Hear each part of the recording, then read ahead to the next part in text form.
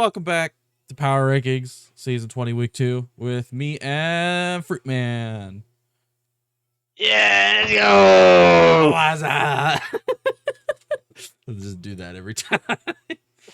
You rape Hell everybody's ears. So, we came a little bit more prepared this time, I think. Maybe. Probably, maybe, somewhat. Perhaps. And number 14, we got Ogre Pond Hub with Ian. He faced Melone this week, and yeah. He got 6-0'd by Melone, and yeah. it was rough. It's your match, so you can talk more about it, but it was definitely rough. Yeah, I don't know. I mean, like, it was rough. It was just one of those, like, from my end, where just kind of everything went my way. Like, there were a lot of, like, semi-toss-ups where I'm like, oh, this just is kind of the move based on the way I prepped. And I think it was kind of partially Ian not making the best decisions and partially just things not going his way. I think getting 6-0'd was a little unlucky, but I honestly just went for a diff, especially at the end there. I kind of felt bad, but Yeah. I know that, you always are going to need diff, and I can actually play for diff for once. So, yeah, there's really not much to say. I think a lot of it went wrong, especially just that the main thing was the jealous and going down early and just really handling the boulder in general. Him clicking Terra, and I luckily read that with the Nido King. So, there's not really a lot to comment on here, unfortunately, but especially this in his week 1 loss, it's hard to put him higher, but I don't know. I mean, all these teams are obviously close in differential, so it's not a big deal, not any huge implications yet. And then moving on to number 13, got Okami. I think this is where they were last week. Yes, it is.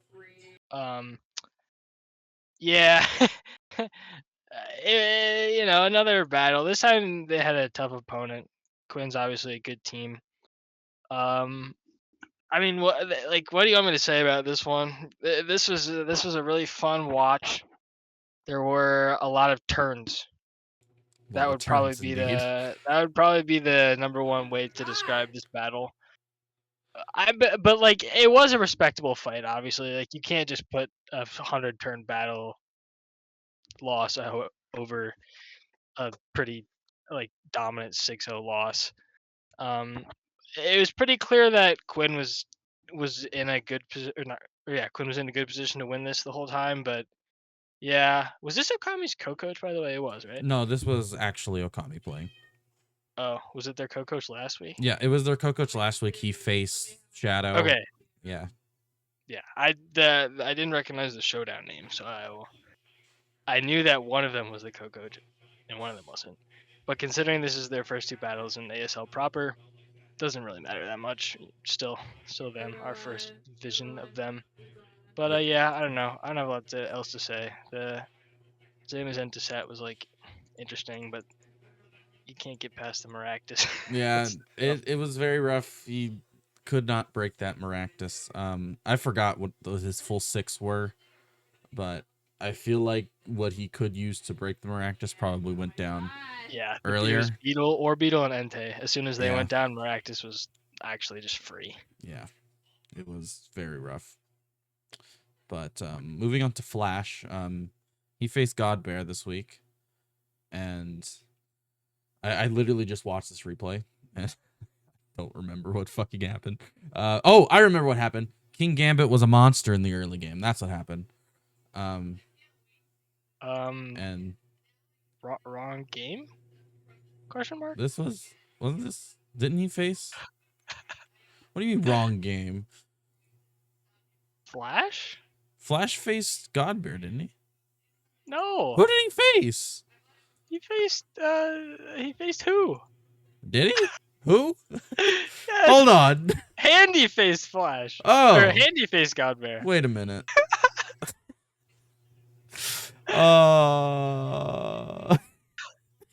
All right, I'm gonna go ahead and talk about Yeah, you this talk one. about it while I So pull up the yeah, replay, dude. we got Flash here at number 12. Um, honestly, like Flash has had some tough draws. So it's another one where I like it was tough between him and Cricket, but I'll talk about Cricket later. But yeah, he's faced the God Bear. He faced God Bear last week, and this week he faced who was obviously very good. So yeah, two tough draws, and I think he definitely just kind of got out prepped. He was not expecting the burn up Moltres, which is tough because burn up Moltres in the sun is a monster, and it one shot Pokemon such as Infernape, among other things, which is tough if you're getting a resist one shot like that. So yeah, it was really just that one factor. I think that was kind of the rough spot. I guess he just let his team get weak to everything else. It didn't really look like he was ever going to be able to break. But at the end, he was able to put in some work with Zero Aura and like at least get some diff. And again, it was a tough battle. So I don't really know. I think who didn't have a great time breaking the Zero Aura, which is a little weird. But yeah, I think just putting himself that position or putting himself in that position to keep diff despite a tough start against Moltres, which is good prep. You gotta tip your cap. So I think he managed to keep it together, give himself a good shot at rebounding.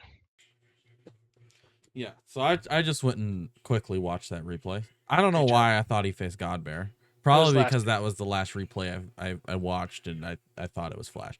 Anyway, yeah, the game was rough with Moltres. It just wrecked everything, and due to that oversight in prep, I had to drop Flash lower down here on the end. But bringing him back to zero, I couldn't quite put him lower than this. So yeah, Yeah. I guess I'll go to Cricket. Let me make sure I got who he faced right. Hold on. He faced. God damn it, where am I? He faced Keister. Yes. Um, so in this match, it was kind of a team effort through the whole game until the very end with Raging Bolt for Keister. Um, other than that, same thing on the other side. Full team effort, really, just one kill on all the mons that had a kill. Um, um, yeah, Torterra tried to shell smash at one point. It didn't work. Okay, well, scary. It just seemed like some pretty, just it looked like normal prep, and it seemed like Keister was prepared for the normal prep. No, there's nothing really. It was kind of basic. I guess what the word I'm looking for, it was just standard. Just a standard team, and it didn't seem to work out for him. Yeah. I didn't know what word I was looking for. Yeah, I don't know. I think this was a little weird. I think there was a crit, or not a crit, a miss. Chien Pao missed Ice Cold Crash on Bolt. I would assume that killed because it's a Chien Pao Ice Cold Crash against a Raging Bolt, even though it had almost all of its HP. I think that's a pretty big game changer in the grand scheme of things especially because I assume Thunderclap would have killed if Keister clicked that, but he didn't, which is either just a 50-50 loss on Keister's end, win on Cricket's end, or maybe he did live, maybe he had Yachi or something. So that miss was tough. I think it could have made the game a little bit closer than it ended up being. It may have not. Like if he's Yachi, it probably doesn't change much. But if he goes down, that's pretty big. So that's kind of the main reason I had Cricket here is because I think had that not happened, things would have gone differently. But yeah, I didn't like a lot of things early game. The Torterra was tough. I think you probably could have figured out a way to deal with Colossal. although maybe not. It looks like you didn't necessarily have that much. So yeah, I don't know. That's kind of what I have. It was also a tough battle last week too. So another I think Flash and Cricket are pretty close in terms of two decently tough battles where they either could have won both or just had tough opponents.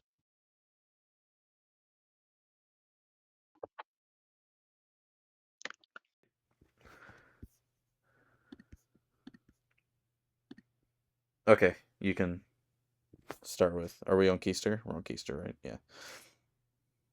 Yes. So I can go. Yes. Okay. There's been no intermission. At all. The first thing you. Anyways. There's been no intermission. It's literally just gonna be cut straight to. There's been no intermission. There's been no intermission. Nothing suspicious is happening in this recording. And on that note, number 10 is Keister. And we already noted on Cricket who he faced. Actually, he was at number 11. But here Keister is moving up from his spot at number 14. And I can hear myself through your mic. God damn it. Should we just continue? This is better. Yes. What do you mean, yes? You just said one thing and you didn't even hear you. Oh, it's not better. Oh, fuck. It actually was better for like a sec. It's better now. Oh. God damn it. It's very inconsistent. Well. So. It's fine. It's good. It's good now. It's good now? Yeah. Is it? Whoa. Yeah. Okay. Have you been recording this whole time? Yes. Sweet. Yep. Okay, I'm just gonna resume. And action. There's been no intermission. uh, yeah. So Keister, yeah, he beat Cricket this week. I literally was just talking about it. But it was mainly how the Bolt dodged a icicle crash from Chin Pao, which was kind of tough, but it was good for Keister, obviously. But Keister did have a lot of good things in the battle. Other than that, his Hariyama put in work as kind of a suicide lead. Choppleberry or Luna put in work. And then Colossal obviously handled the Torterra perfectly, which was huge. And then Raging Bolt kind of clean shop. So yeah, as Brett kind of noted in another initial discussion, is pretty well-rounded battle from Keister. I think it could have gone obviously a little bit less in his favor had he not avoided the icicle crash, and that along with his unfortunate week one can't really justify putting him any higher than he is now. But obviously, a nice turnaround from his week one. So big dubs. Yep. I agree.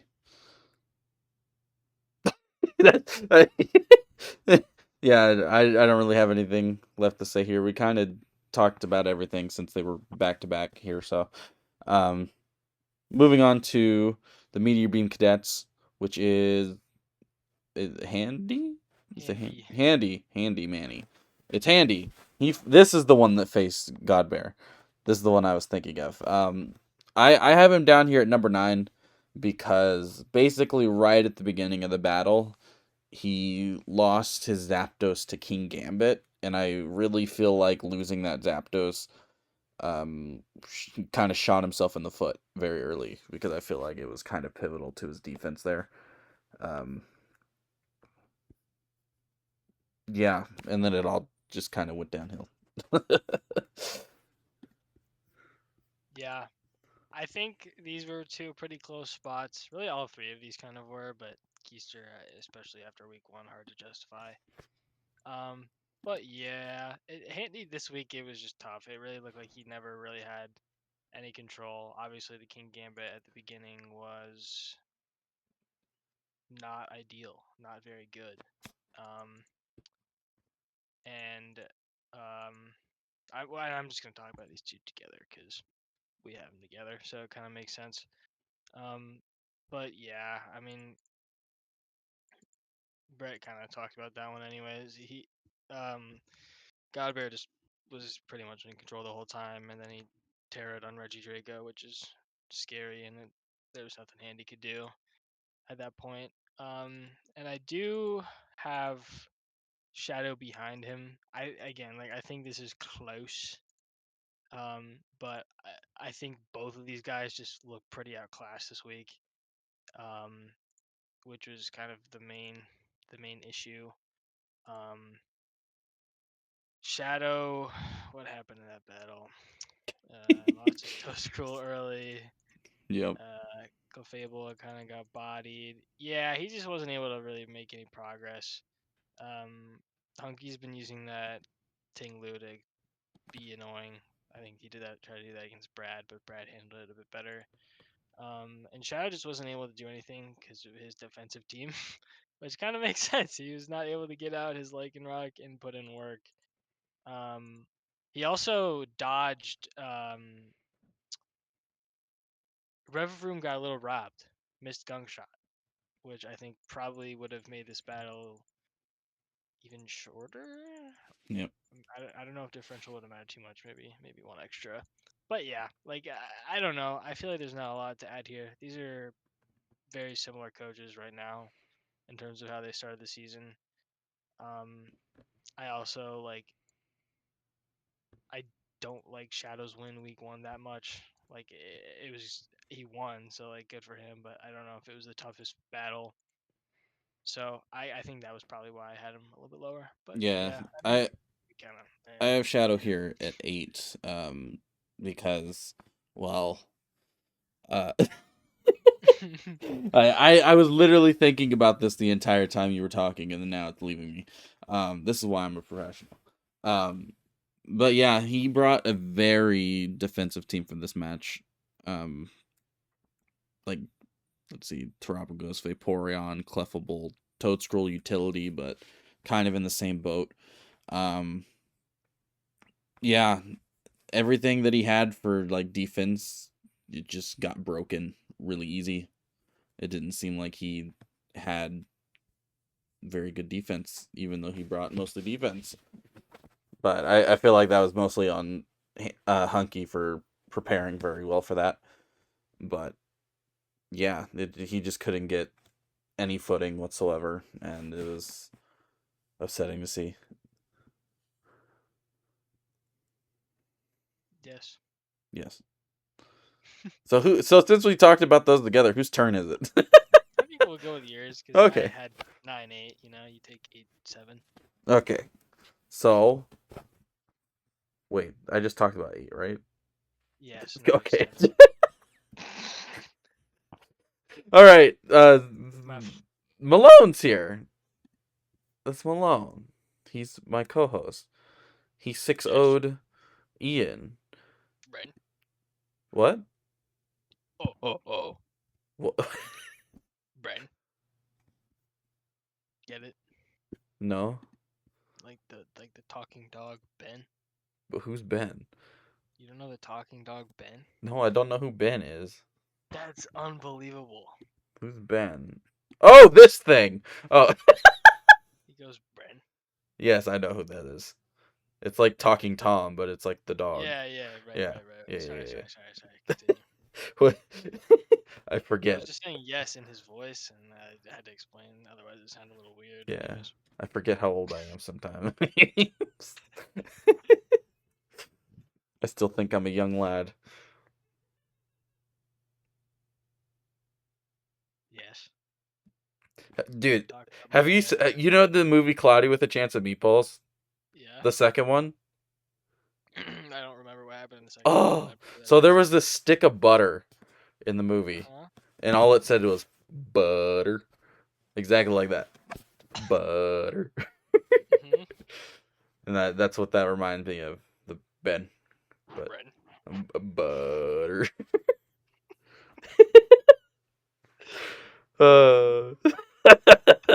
Fuck. All right, we're at Malone. Fuck. I just went to the other ranking slide. I just showed them all. We're here. Yay! You got 4 kills with Iron Boulder. That was sick. I don't really remember this match. I just remember that you beat him very good, and Boulder got Yeah, 4 kills. yeah. We don't. We also talked about this one, so we don't have to spend too much time on it. But yeah, it was a good start for Boulder. I already The talked about it, Boulder. but killing the Jellison was obviously pretty big. Ian was not expecting it, mayhaps, and then he didn't really have anything to revenge it. And I made the prediction that he would Terrestrial underwater with Neo King, and so I clicked Mighty Cleave instead of a rock move, and that was 3 guys dead. And that's really all there is to know about that battle. So we can just move on Yep. to our very different top 6, top 3 through 6. Yep. Yep. Yep. So Yep. Hoopa Heaven, hunky donkey, if you will. He's making my prophecy come true because this is where I put him last week, despite a rough start. And he, as I said, made my prophecy look true. He played very well. Good shadow. Um, just a well handled. I think there were a lot of pretty dominant victories this week. In hindsight, uh, what did he do that was interesting? Obviously, I talked about the Ting Lu. It's getting to the point where these are kind of repetitive. Um, the Reverb Room was fun. I know we talked about using that in his college league, so I was excited to see that, and I was sad that he missed Uncle Fable as mentioned, but it was still putting in work, and it was at the point in the battle where even though that didn't go his way, he still had a big victory. So yeah, other than that, just kind of overall well played. Yeah. Um, Hunky showing Iron Hands how good that Pokemon really is. I don't think we've really seen it in the. I feel like this is like the first time it got drafted in the ASL, True, I think and so. I've been waiting for somebody to use this thing. It didn't really have the greatest showing last week because it got bodied by the Rotom fan, but here, he really showed how much breaking power that Iron Hands has. It's insane, and it's so bulky too. But yeah, good breaking power all around. That's was kind of the name of the game for this match. Literally just doing massive chunks to all of his defensive mons. So moving on to number 5, very different. We both have Hutch. Hutch faced Brad this week. That was a very tough match. Um, the match probably, just thinking about it, was over with Executor. But he did manage to crit the Executor and kill it. Um, which made this. Was it a 5-0? What was it?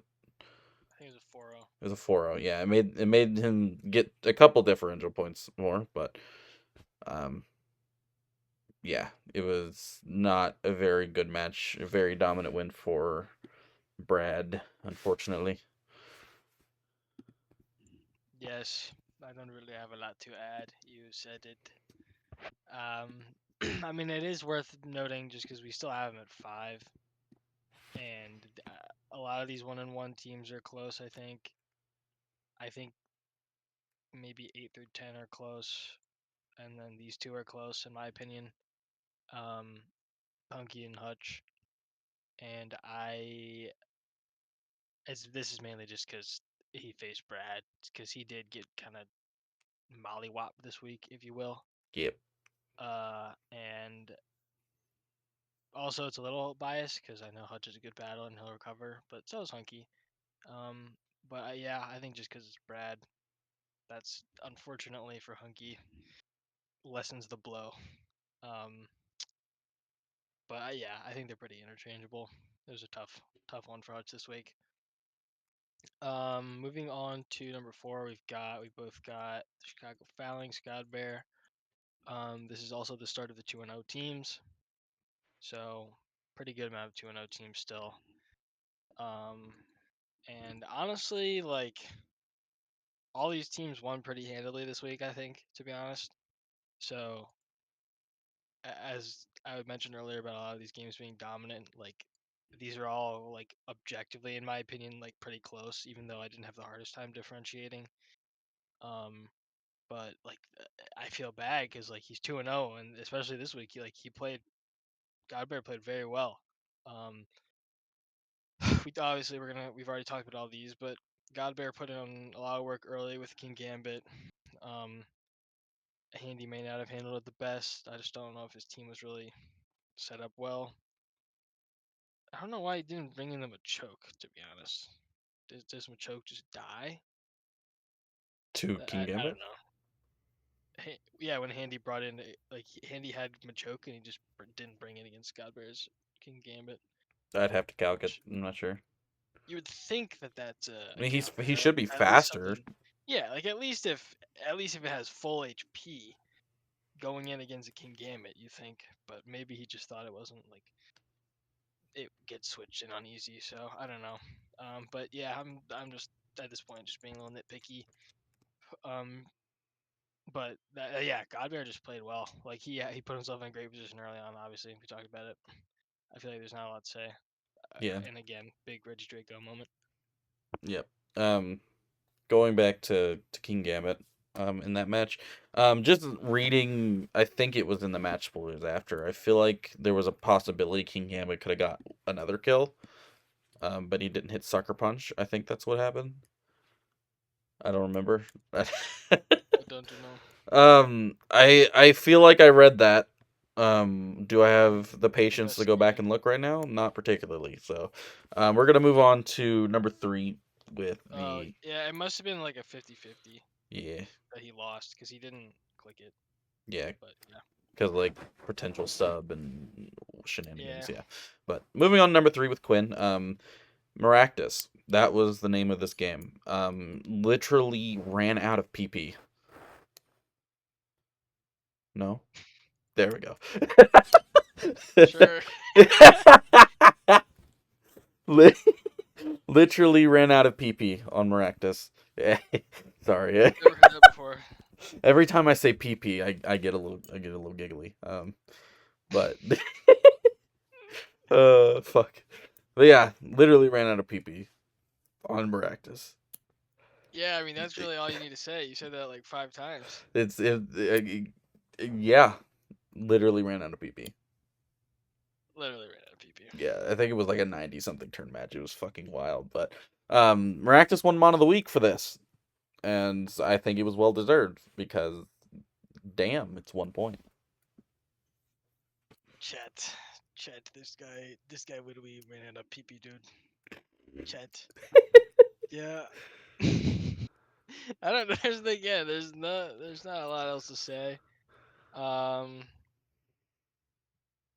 think it's also like it's good to know that like I think being in that situation where you're against a fucking Iron Defense Zamazenta setting up on you is very scary, and he was both prepared for it well and also handled it well.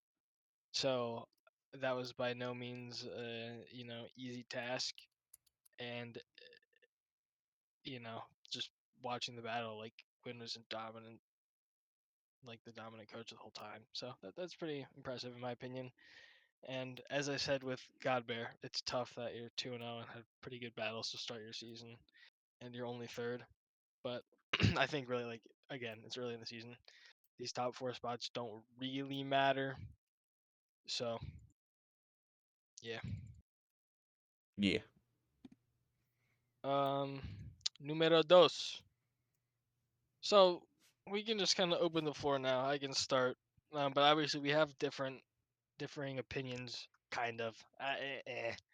I'll be fully transparent. This is definitely an in terms of where to place these. But I had who um, number 2 as opposed to Brad, and we already talked about who's match. It was pretty early on.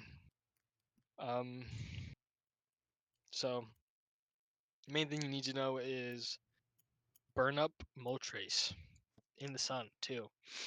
Um, and yeah, like